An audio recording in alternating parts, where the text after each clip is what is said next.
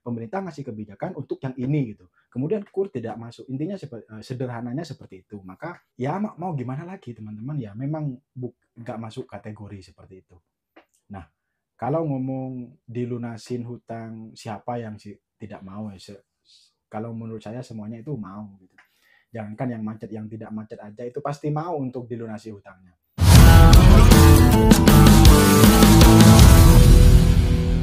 Selamat datang kembali di channel ini. Mudah-mudahan kalian yang saat ini sedang terlilit hutang dimudahkan kerjaannya, usahanya agar mampu melunasi hutangnya. Baik, banyak yang bertanya, apakah kredit usaha rakyat KUR masuk pada program penghapusan kredit macet sebagaimana yang dimaksud ataupun dari program dari pemerintah, dalam hal ini Presiden Prabowo menghapus kredit macet para pelaku UMKM. Pertanyaannya, apakah kredit usaha rakyat masuk dalam program penghapusan tersebut? Jawabannya, mari kita bahas sama-sama. Jadi, tentang peraturan Presiden Prabowo Subianto, dalam hal ini penghapusan kredit macet, yaitu ada beberapa kategori, salah satunya bukan semua UMKM itu dihapus. Yang pertama itu, kemudian yang kedua kriterianya secara spesifik adalah pelaku UMKM yang segmennya adalah pertanian sama nelayan, seperti itu. Kalau info yang beredar seperti itu, maka UMKM yang di luar itu, maka kemungkinan besar tidak akan mendapatkan program penghapusan ataupun insentif penghapusan kredit macet ini. Maka apa alasan program KUR ataupun kredit usaha rakyat tidak masuk dalam program penghapusan, yang kemudian juga disebutkan di peraturannya bahwa kredit usaha rakyat ini adalah program pemerintah yang masih jalan. Artinya programnya itu masih jalan. Sementara yang dimaksud dari peraturan presiden itu tentang penghapusan adalah boleh program pemerintah, tapi program tersebut sudah tidak jalan. Artinya dulu memang ada program dari pemerintah, kemudian sudah selesai programnya dan macet, kemudian masuk ke kategori. Kemudian setelah program ini tidak masuk, selain program ini ataupun program KUR ini tidak masuk dalam kategori karena program ini masih jalan, yaitu karena untuk KUR sendiri itu kreditnya ada penjaminnya, teman-teman. Misalkan teman-teman itu mengalami tutup usia ataupun ada kendala kredit macet, di perbankannya itu ada mekanisme ataupun ada yang bertanggung jawab terhadap kreditnya teman-teman ini. Siapa? Yaitu adalah pihak asuransi, rekanan dari perbankan tersebut. Dalam hal ini kalau KUR yang menjamin itu adalah Askrindo sama Jampindo. Jadi dua perusahaan itu yang bakalan menjamin ketika nasabah mengalami apapun. Misalkan mengalami macet, kemudian memang sudah tidak bisa membayar, ataupun tutup usia, kemudian nanti dilakukan pelunasan. Nah, banyak juga yang bertanya, kredit usaha rakyat itu kan juga orang kecil. Rata-rata yang pakai yang kredit melalui kredit usaha rakyat, segmen usaha rakyat, ataupun yang kredit pinjaman usaha rakyat itu kan rata-rata para UMKM. Kalau seperti itu tidak adil, ada yang berkomentar seperti itu ya. Intinya kalau pandangan saya teman-teman tentang kebijakan ini ya, yang namanya presiden, menurut saya kebijakan ini sangat bagus. Cuma ya maksudnya ya tidak mungkin satu kebijakan kemudian akan dirasakan semua, itu tidak mungkin teman-teman. Kenapa ya? Karena ya kan juga dalam perhitungan ya, seperti apa cara menghitungnya di perbankan nantinya, kemudian min plusnya seperti apa kan juga dihitung sama presiden dan menterinya. Kemudian dalam hal ini perbankannya nanti kemudian yang dijadikan acuan adalah peraturan ini. Nah, yang tak kalah menarik bagi teman-teman yang saat ini mungkin memang pelaku UMKM dan mungkin memang mengalami kredit macet, bahkan sudah tidak mampu untuk membayar dan sekarang mungkin lagi cari kerja ataupun lagi membangun bisnis yang baru dengan modal yang entah dari mana, tidak usah berkecil hati teman-teman. Sebab kenapa? Artinya kebijakan ini ya memang pasti dilakukan. Cuma kategori ataupun pelaksanaan nantinya itu tidak mungkin ke semuanya itu dapat. Intinya seperti itu. Karena pemerintah ngasih kebijakan seperti ini. Kemudian nanti turunannya perbankan acuannya adalah peraturan ini. Dan untuk penghapusan kredit sendiri kan infonya itu adalah kredit macet yang sudah dihapus bukukan, kemudian tinggal kalau cuma dihapus bukukan artinya kan di bank itu kan masih banyak tagihan seperti itu.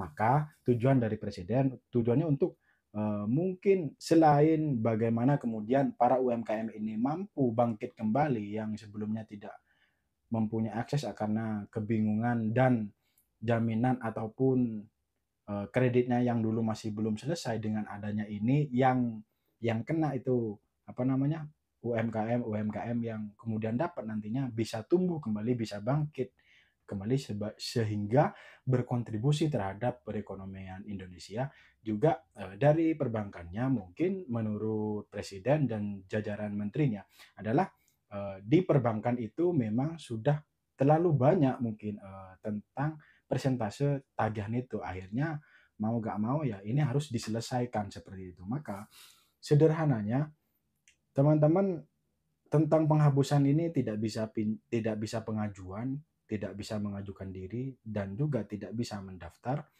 adalah jadi di perbankan itu nasabah yang sudah macet itu ada kategorinya teman-teman yang memang yang tidak ada masalah ya maksudnya yang bukan pinjaman fiktif atau apa kemudian benar-benar mengalami macet kemudian dengan rentan waktu yang sudah diatur ataupun dengan SOP-nya perbankan tersebut kemudian di tahun berapa setelah macet nasabah ini masuk ke dalam buku penghapusan.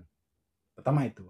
Setelah masuk ke buku penghapusan kemudian nanti di tagihan yang masih berjalan yang tidak itu kan nanti bakalan tidak ada seperti itu. Artinya dipindah bukukan ya. Kalau secara umum tagihan itu masih ada teman-teman. Dan yang bakalan dihapus selain kategori tadi yaitu para UMKM, petani dan nelayan adalah yang kredit macetnya sudah kurang lebih 10 tahun dan datanya itu sudah dipindah bukukan, sudah dihapus bukukan, artinya sudah masuk ke penghapusan buku. Kemudian tinggal nanti kalau pandangan saya perbankan melaksanakan penghapusan itu berdasarkan dari nasabah yang sudah masuk ke dalam daftar penghapus bukuan ini. Kemudian nanti diubah menjadi hapus tagih. Soal teknis kemudian bagaimana cara BI checking itu pastinya nanti bakalan berkoordinasi sama instansi yang memang berkepentingan ataupun yang memang apa namanya yang contohnya seperti OJK juga tetap ada koordinasi nantinya. Nah, dan sekali lagi teman-teman yang mungkin sekarang lagi fokus di kerjaan baru atau bahkan masih tetap bertahan tapi masih tersiok-siok, intinya tetap fokus aja ke kerjaan utamanya. Artinya jangan terlalu uh, info kebijakan ini jangan kemudian mentitik beratkan supaya teman-teman itu berharap dihapus seperti itu. Kalau menurut saya jangan supaya tidak kepikiran teman-teman.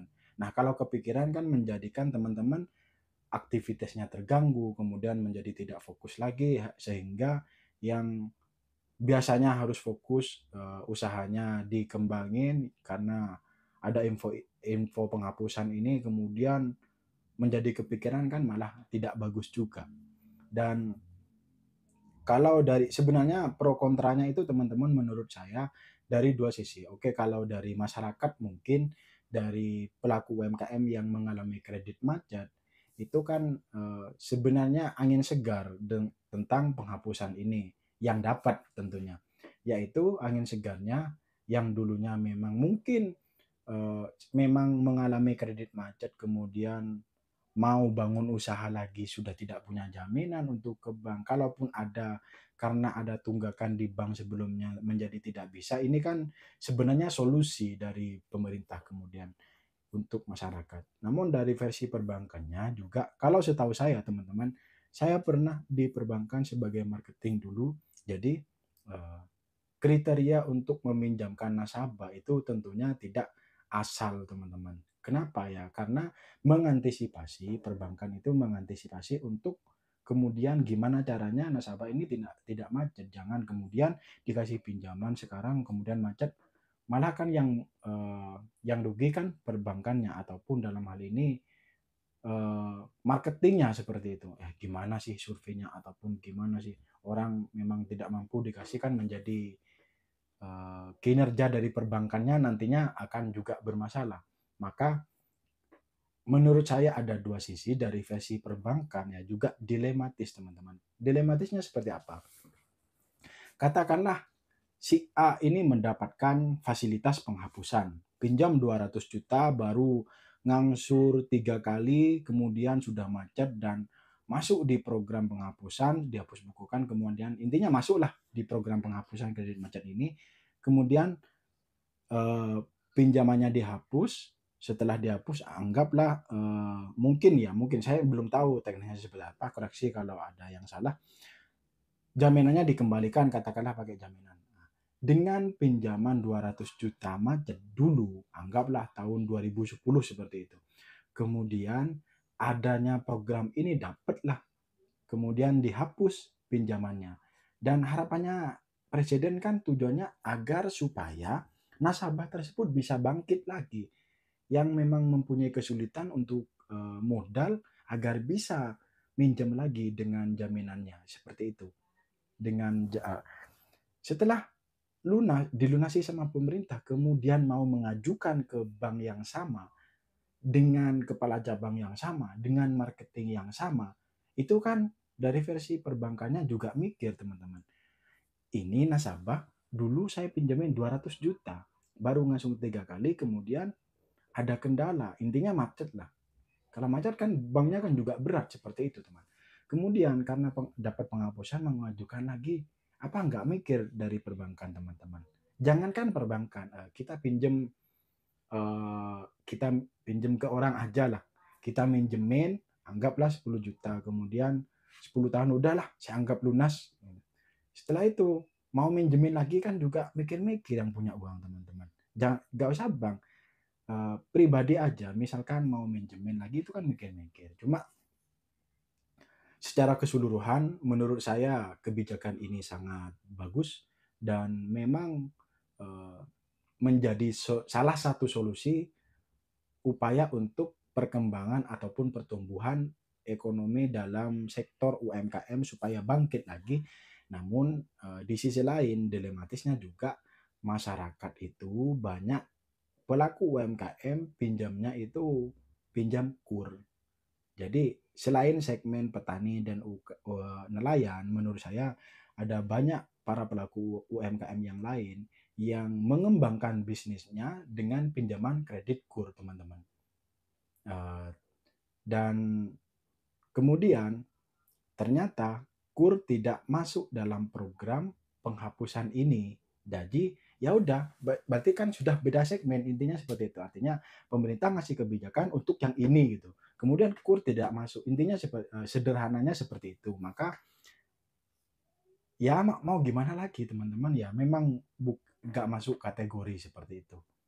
Nah, kalau ngomong dilunasin hutang, siapa yang tidak mau ya?